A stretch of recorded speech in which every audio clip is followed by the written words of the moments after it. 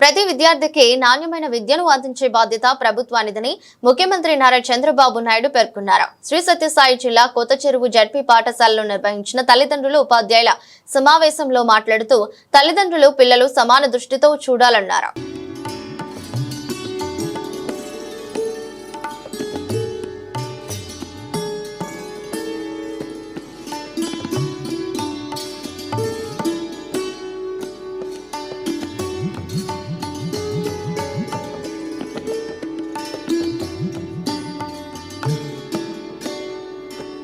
ఈరోజు ఒకసారి చరిత్ర.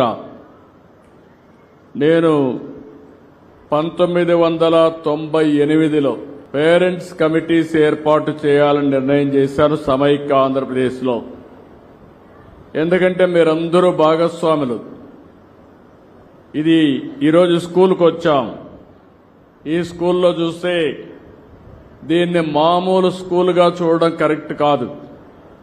ఒక మాట చెప్పాలంటే ఇది ఒక పవిత్ర దేవాలయం, ఆధునిక దేవాలయం అని చెప్పి మరొక్కసారి మీ అందరికీ విజ్ఞప్తి చేస్తున్నా. మన ఊర్లో ఒక చిన్న టెంపుల్ ఉంటే ఆ టెంపుల్ ఊరంతా కలిసి కాపాడుకుంటాం. నేను చిన్నప్పటి నుంచి చూస్తున్నాను. గ్రామ దేవత ఉంటుంది. ఆ గ్రామ దేవతకు పూజలు చేస్తాం. పూజలు చేసి భక్తి భావంతో మనమందరం కూడా కాపాడుకుంటూ ముందుకు పోయి గ్రామాన్ని కాపాడమని ప్రార్థిస్తాం.